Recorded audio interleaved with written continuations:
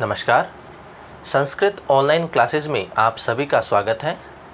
पिछली क्लास में हमने हल संधि के अंतर्गत अनुनासिक संधि और अनुस्वार संधि के ऊपर हमने चर्चा की थी।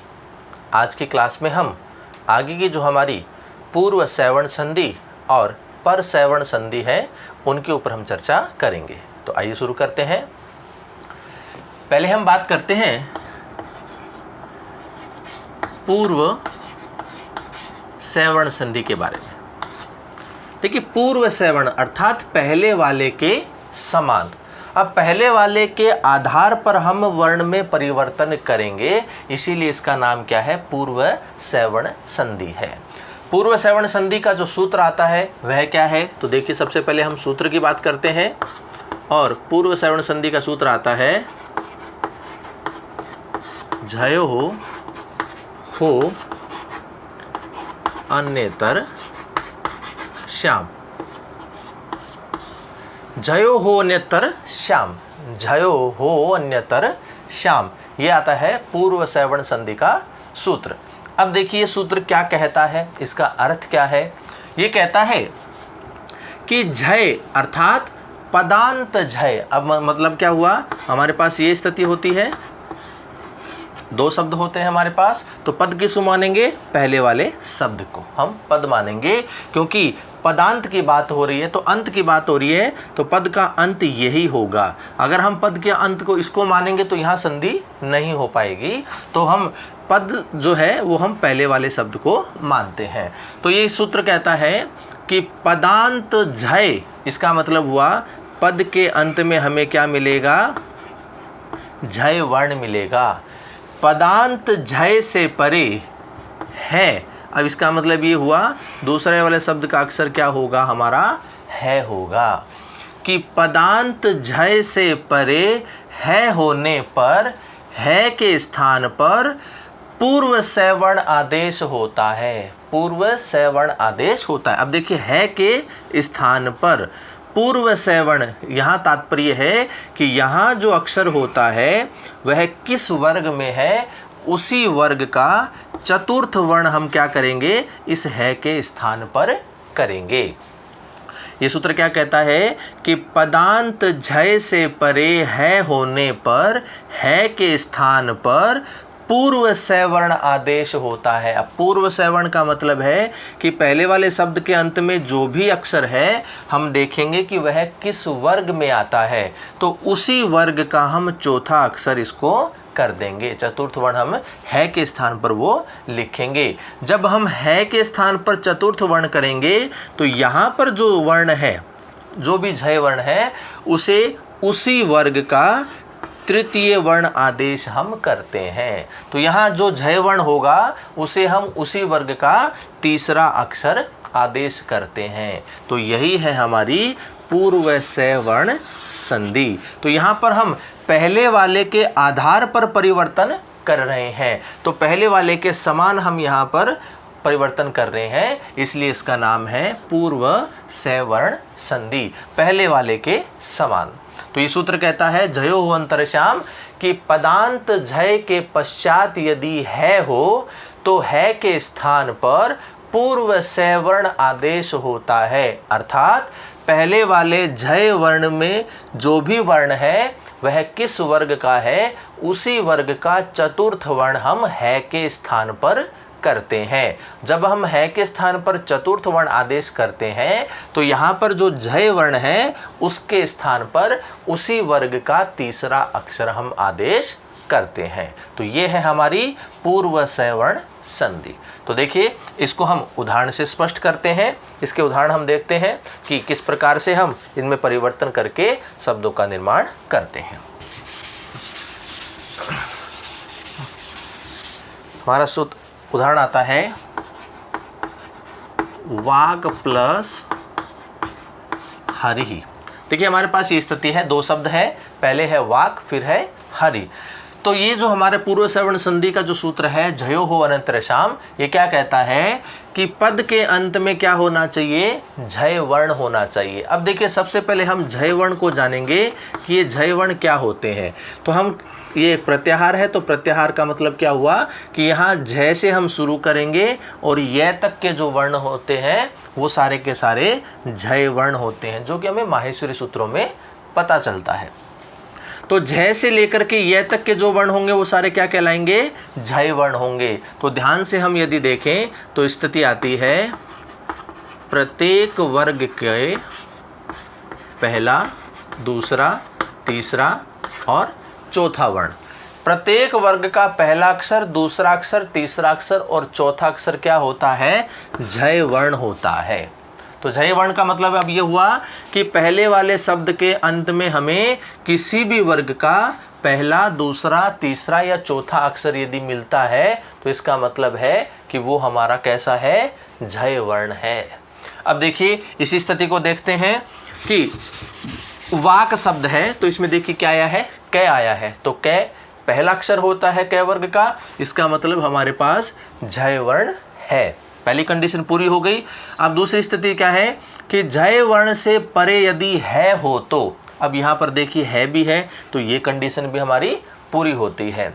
फिर आगे कहता है के स्थान पर, तो है के स्थान पर पूर्व सवर्ण आदेश होता है। मतलब यहाँ पर जो वर्ण है यह किस वर्ग का है, तो उसी वर्ग का चतुर्थ वर्ण हम क्या करेंगे, इसके स्थान पर करेंगे। यहाँ जिस भी वर्ग का वर्ण होगा उसी वर्ग का चतुर्थ वर्ण हम यहाँ करेंगे। तो यहाँ पर क्या आया है, कै आया है। तो कै का कै वर्ग में आता है, तो कै वर्ग का चतुर्थ वर्ण क्या होता है, घ होता है। कै ख ग घ। तो देखिए अब है के स्थान पर हम क्या लिखेंगे, घ लिखेंगे। जब हम है के स्थान पर चतुर्थ वर्ण करते हैं इसके समान, तो यहाँ जो वर्ण होता है उसके स्थान पर हम क्या करेंगे, उसी वर्ग का तृतीय वर्ण करेंगे। तो यहाँ पर जो कै है वो कै वर्ग में आता है, तो कै वर्ग का तीसरा अक्षर कौन सा होता है, ग होता है। तो कै के स्थान पर हम क्या लिखेंगे, ग लिखेंगे। ये दोनों परिवर्तन हमने कर दिया। अब जो बचा हुआ है उसको हम वैसा का वैसा लिख देते हैं। और वर्ण सम्मेलन जब हम इनका करते हैं तो शब्द बनता है हमारा वाघरी।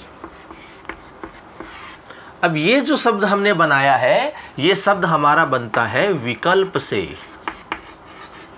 ये विकल्प में बनता है हमारा।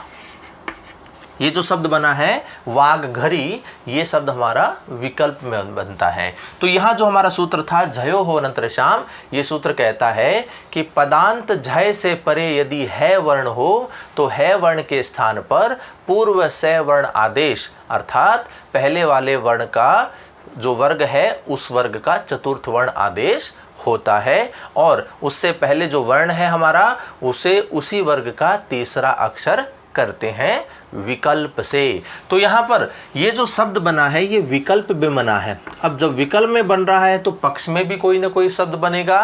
तो पक्ष का मतलब हम यहाँ सीधा सीधा क्या करेंगे, जसत्व संधि करेंगे। पक्ष की बात हम करेंगे यहाँ, तो हम यहाँ जसत्व संधि करेंगे। ये क्या कहता है, देखिए यहाँ पर क्या अक्षर है, कै अक्षर है, और आगे कोई भी अक्षर हो उससे हमें कोई फर्क नहीं पड़ेगा। जसत्व संधि में जलाम जसो अंते, पदांत जलों को जस आदेश होता है, यही कहता है। तो यहाँ जल जो होते हैं पहला, दूसरा, तीसरा, चौथा वर्ण और श है अर्थात ऊष्म वर्ण, ये सारे क्या कहलाते हैं, झल कहलाते हैं। तो ये जो कै आया है ये पहला अक्षर है, इसका मतलब हमारे पास झल वर्ण है। तो हम इसको सीधा सीधा क्या कर देंगे, जसत्व आदेश कर देंगे। और पक्ष में शब्द क्या बनाए देंगे हम, वाग हरि ही। इस प्रकार से ये शब्द क्या बन जाएगा हमारा पक्ष में। और वाग घरी ये जो शब्द बनता है ये कहाँ कैसे बनता है, ये विकल्प में बनता है। तो ये स्थिति होती है ये जयो हो अनेतर साम, जो कि हमारी पूर्व सवर्ण संधि है। तो देखिए पहले वाले शब्द के अंत में हमें क्या मिला, जय वर्ण मिला। जय वर्ण का मतलब होता है प्रत्येक वर्ग का पहला अक्षर, दूसरा अक्षर, तीसरा अक्षर और चौथा अक्षर। तो यहाँ पर पहला अक्षर है, इसका मतलब हमें जय वर्ण मिला।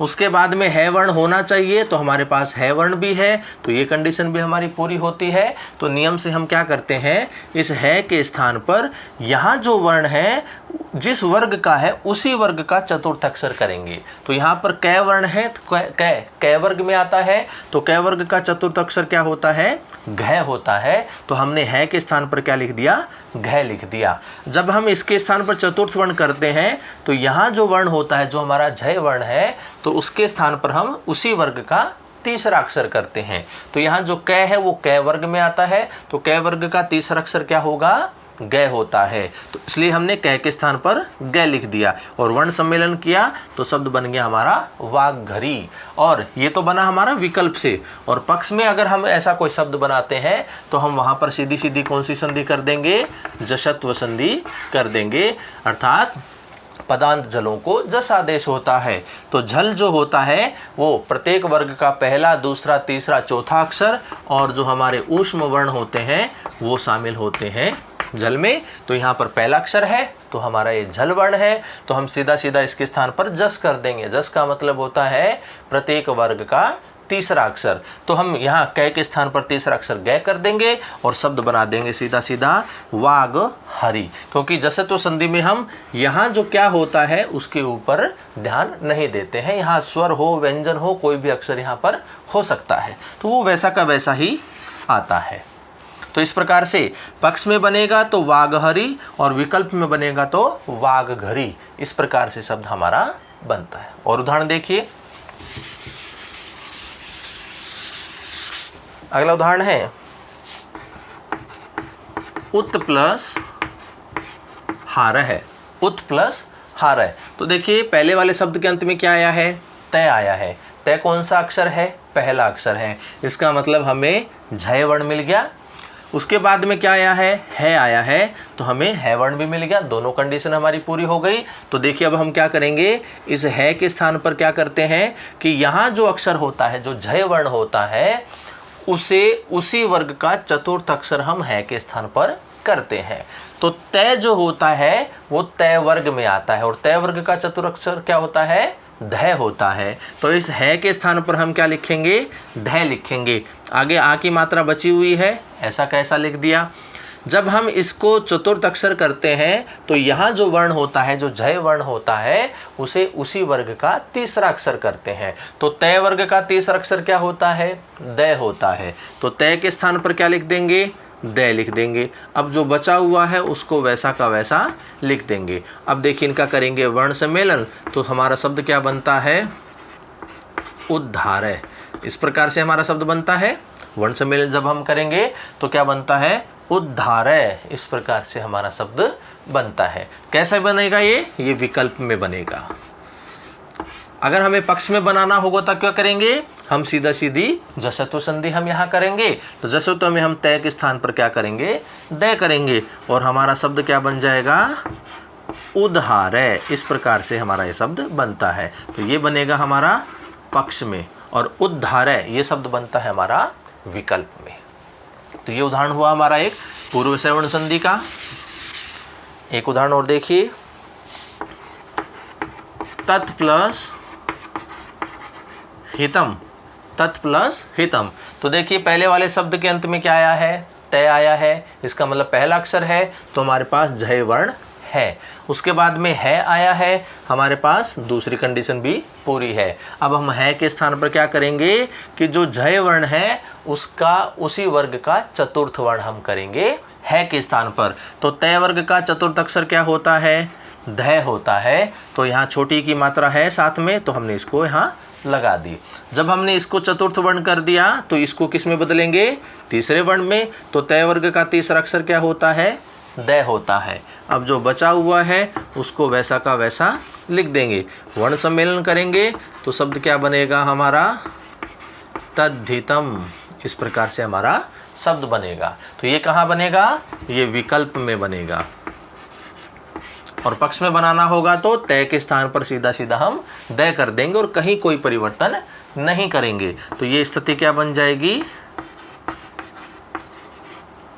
तद्हितम। इस प्रकार से हमारा ये शब्द बनता है। ठीक है। तो ये हो गई हमारी पूर्व सवर्ण संधि। पहले वाले के समान हम परिवर्तन कर रहे हैं, इसलिए इसका नाम है पूर्व सवर्ण संधि, जिसका सूत्र आता है हमारा झयो हो अन्यतर श्याम। तो ये कहता है कि पदांत झय से परे, अब झय का मतलब होता है प्रत्येक वर्ग का पहला अक्षर, दूसरा अक्षर, तीसरा अक्षर या चौथा अक्षर।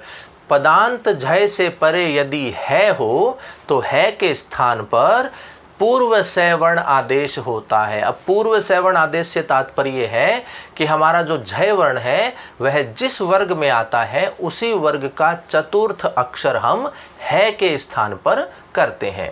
जब हम है के स्थान पर चतुर्थ वर्ण करते हैं तो जो हमारा झय वर्ण है उसे उसी वर्ग का तीसरा अक्षर भी हम करते हैं।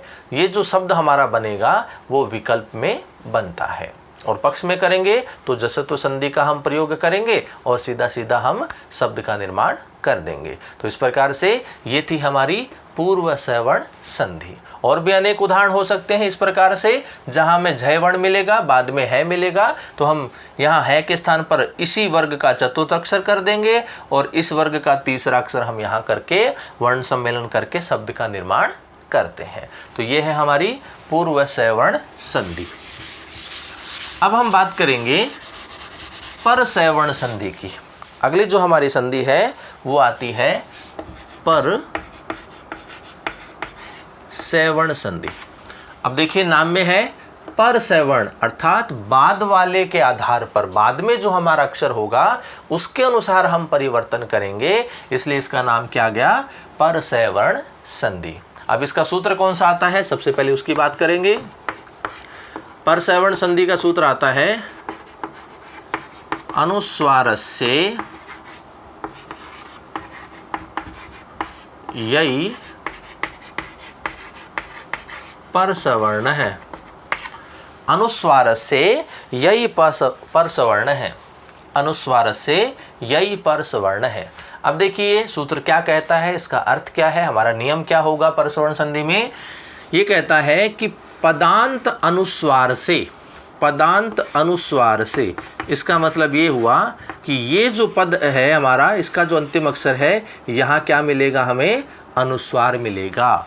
कि पदांत अनुस्वार से यई वर्ण परे हो। अब इसका मतलब यही का मतलब हो गया यय वर्ण, यय का मतलब हो गया ये से लेकर के ये तक के वर्ण, जो कि हम माहेशी सूत्रों में देखेंगे। और माहेशी सूत्रों में यदि हम जब देखते हैं यय वर्ण का मतलब, तो आता है सामने श, श, से और है को छोड़कर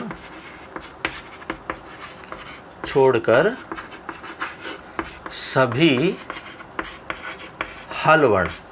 ऊष्म वर्णों को छोड़ करके जितने भी व्यंजन होते हैं, जितने भी हल वर्ण होते हैं, वो सारे के सारे क्या कहलाते हैं, हमारे यय वर्ण कहलाते हैं।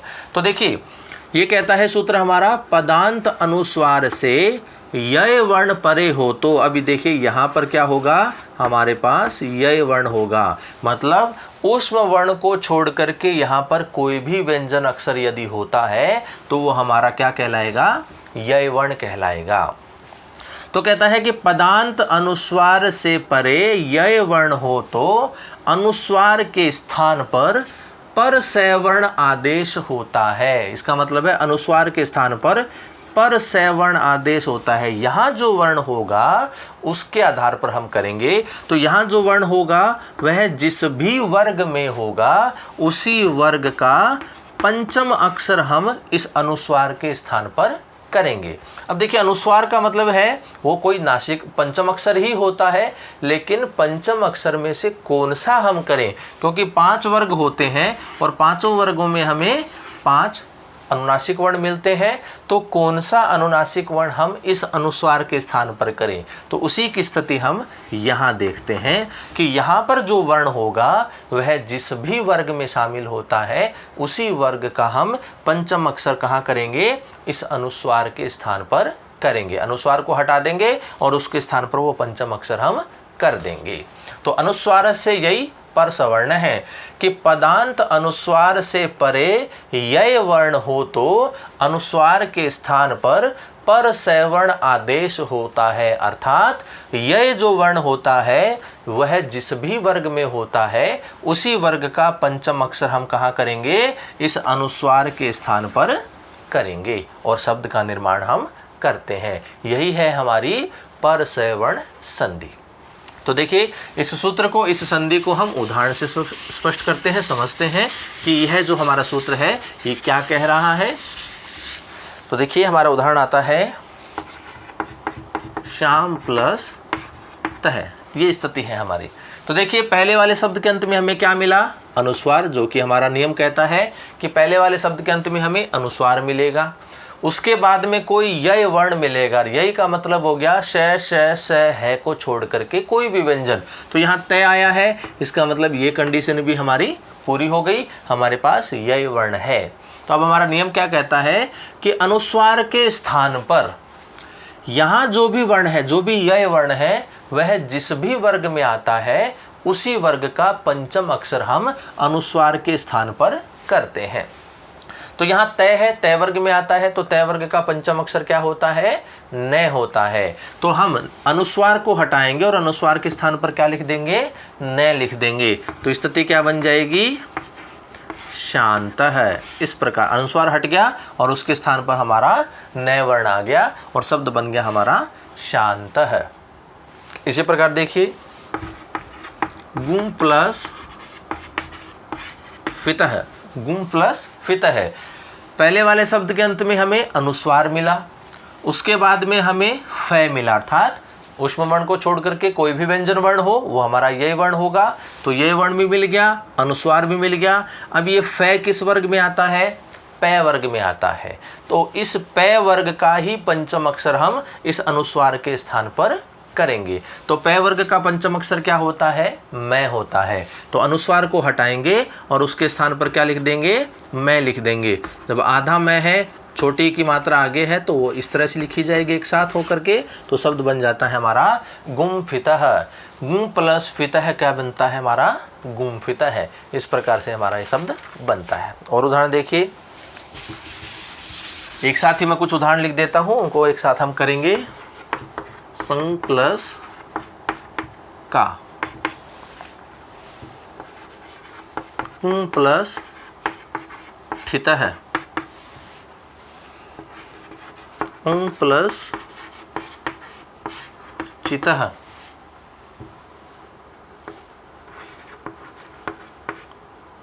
अंग प्लस कितः,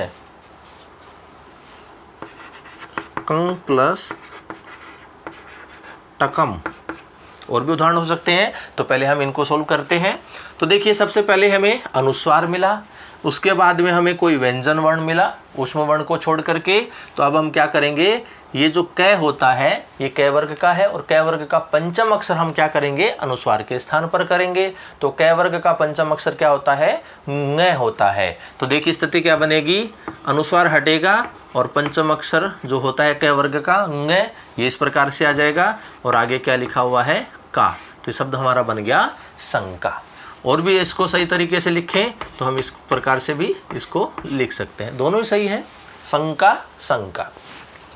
यहाँ अनुस्वार है, आगे ठ आया है, व्यंजन वर्ण आया है। तो देखिए अनुस्वार के स्थान पर हम क्या करेंगे, ये जो ठ होता है ये ट वर्ग में आता है और ट वर्ग का पंचम अक्षर क्या होता है, ण होता है। तो अनुस्वार हटेगा और उसके स्थान पर अण आ जाएगा। देखिए शब्द क्या बनेगा, कुंठितः। इस प्रकार से हमारा शब्द बन जाता है। परिवर्तन कहाँ हो रहा है, केवल इस अनुस्वार में। अनुस्वार के स्थान पर पंचम अक्षर हम कर रहे हैं और पंचम अक्षर कौन सा कर रहे हैं कि इसके आगे जो भी वर्ण है वो जिस भी वर्ग में आता है उसी वर्ग का पंचम अक्षर हम इस अनुस्वार के स्थान पर कर रहे हैं। तो देखिए आगे यहाँ अनुस्वार है, आगे च आ गया है, तो च वर्ग का पंचम अक्षर क्या होता है, ञ होता है। तो देखिए ये हो जाएगा अंचित है। इस प्रकार से शब्द हमारा बन गया। अंकित है, तो इस प्रकार देखिए अनुस्वार हटेगा, क वर्ग है तो क वर्ग का पंचम अक्षर क्या होता है, न होता है और ये शब्द हमारा बन जाता है इस प्रकार से, या हम बनाएं इसको अंकित है, इस प्रकार से भी लिख सकते हैं। और इसी प्रकार से अनुस्वार के बाद में ट आया है तो ट वर्ग का पंचम अक्षर अणय होता है, तो अनुस्वार हटेगा, आधा अणय आ जाएगा और ये इसके स्थान पर कंटकम, इस प्रकार से शब्द हमारा बन जाता है। तो परसवर्ण संधि क्या कहती है? अनुस्वार से यही परसवर्ण है कि पदांत अनुस्वार के पश्चात में यदि कोई यय वर्ण है तो अनुस्वार के स्थान पर जो यय वर्ण है अर्थात परसवर्ण आदेश होता है, तो यय वर्ण जिस भी वर्ग में आता है उसी वर्ग का पंचम अक्षर हम अनुस्वार के स्थान पर करते हैं, जैसा कि हमने इन उदाहरणों में किया है। तो ऐसे अनेक उदाहरण हो सकते हैं, तो और हम इस प्रकार से उन शब्दों का निर्माण करते हैं। तो ये है हमारी परसवर्ण संधि। इसी के अंतर्गत हमारी एक लत्व संधि आती है जिसको हम परसवर्ण संधि कह सकते हैं, वो उसमें शामिल कर सकते हैं, क्योंकि लत्व संधि भी बाद वाले वर्ण के अनुसार ही हम वर्ण परिवर्तन करते हैं, तो इसलिए हम परसवर्ण संधि में ही उसको शामिल कर सकते हैं। तो देखिए हम उस संधि को भी कर लेते हैं। संधि है हमारी लत्व संधि। लत्व का मतलब हो गया हम लय आदेश करेंगे, इसलिए संधि का नाम है हमारी लत्व संधि। तो देखिए लत्व संधि जो आती है उसका सूत्र आता है तोरली। तोरली। अब देखिए क्या कहता है कि पदांत, ये स्थिति होगी तो पदांत हमारा ये हो गया, पदांत तय वर्ग से, अब तो का है तो यहाँ तू है, तू का मतलब हो गया तय वर्ग, तो पद के अंत में क्या मिलेगा? तय वर्ग मिलेगा। तय वर्ग का मतलब हो गया तय थ द ध न, कोई भी एक अक्षर हो सकता है। पदांत तय वर्ग से परे यदि लय हो तो उस तय वर्ग के स्थान पर भी परसवर्ण लय आदेश होता है। ये कहता है हमारा तोरली सूत्र, और यही है हमारी लत्व संधि। हम यहाँ लय आदेश कर रहे हैं इसलिए लत्व संधि है। तो ये क्या कहता है कि पदांत तय वर्ग से लय वर्ण परे हो तो इस तय वर्ग के स्थान पर लय आदेश होता है। परसवर्ण ही है क्योंकि बाद वाले के अनुसार हम इसमें परिवर्तन कर रहे हैं। अब यहाँ तय हो तब भी हम लय करेंगे, थय हो तब भी लय करेंगे, दय हो तब भी लय करेंगे, धय हो तब भी लय करेंगे, न है तब भी हम उसके स्थान पर लय आदेश करेंगे। तो तय वर्ग का कोई भी वर्ण अगर यहाँ होता है तो हम उसके स्थान पर क्या कर देंगे? लय आदेश कर देंगे, यदि तय वर्ग के पश्चात में भी लय होता है तो ऐसी स्थिति में हम लय आदेश करते हैं। यही है हमारी लत्व संधि। तो देखिए उदाहरण से हम इसको स्पष्ट करते हैं। उदाहरण है विद्युत प्लस लता। विद्युत प्लस लता। तो देखिए पहले वाले शब्द के अंत में तय वर्ग होना चाहिए, तो तय वर्ग में से तय आ गया, पहली कंडीशन पूरी। बाद में लय होना चाहिए, लय भी है हमारे पास, तो दोनों कंडीशन पूरी हो गई। तो तय के स्थान पर क्या कर देंगे? लय कर देंगे, और जो बचा हुआ है उसको वैसा का वैसा हम लिख देंगे। ये स्थिति हो गई। अब वर्ण सम्मेलन करेंगे तो शब्द बनेगा हमारा विद्युल्लता। इस प्रकार से हमारा ये शब्द बनता है। तो विद्युत प्लस लता मिलकर के क्या बनेगा? विद्युल्लता। इस प्रकार हमारा ये शब्द बनता है। और उदाहरण देखिए,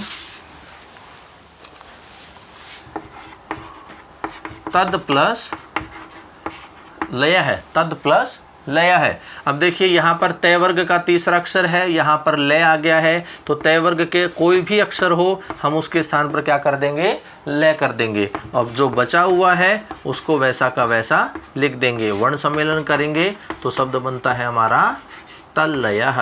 इस प्रकार से शब्द हमारा बनता है। और उदाहरण देखिए,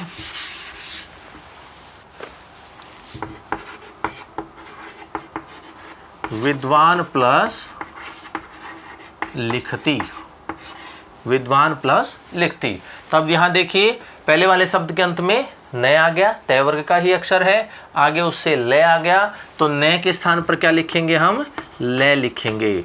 अब देखिए यहाँ पर थोड़ा सा परिवर्तन ये होता है कि यहाँ जो ये न है ये अनुनासिक वर्ण है, पंचम अक्षर है। जब हम इस अनुनासिक न के स्थान पर ले आदेश करेंगे तो वह ले भी किस प्रकार का होगा, अनुनासिक से युक्त होगा। और अनुनासिक का चिन्ह क्या होता है हमारा, चंद्र बिंदु होता है। तो इस प्रकार हम अनुनासिक वर्ण यदि होता है तय वर्ग का, उसके बाद में यदि लय होता है तो उस नए अनुनासिक वर्ण के स्थान पर जब हम लय आदेश करेंगे तो वह भी अनुनासिक से युक्त ही होगा। तो यहाँ चंद्र बिंदु के साथ में वह युक्त होगा। अब जो बचा हुआ है उसको वैसा का वैसा हम लिख देते हैं। अब इनका वर्ण सम्मेलन करेंगे तो वी द्वा। अब देखिए जो अनुनासिक होता है, जो अनुस्वार होता है, जो मात्रा आदि होती है, तो वो हमेशा स्वर के साथ के होती है, स्वर के ऊपर ही वह लगती है। तो यहाँ लय आदा है, ये तो व्यंजन है, तो इसके ऊपर वह नहीं रहेगा। तो यह कहाँ चला जाएगा, इसके करीब कौन पड़ता है, आ पड़ता है। तो इस आ के ऊपर वह चंद्र बिंदु चला जाएगा। इसका मतलब हम यहाँ पर चंद्र बिंदु लगा देंगे। अब ये लय आदा है, आगे छोटी की मात्रा है, ये इसको साथ में रखेगा और ये शब्द बन जाता है विद्वान लिखती, विद्वान लिखती। तो विद्वान प्लस लिखती शब्द क्या बनेगा, विद्वाल लिखती। इस प्रकार से शब्द बनता है। बस यहाँ एक परिवर्तन है, यदि न होगा जब वह लय में बदलेगा तो अनुनासिक युक्त ही वह बदलेगा। एक उदाहरण और देखिए इसी से संबंधित।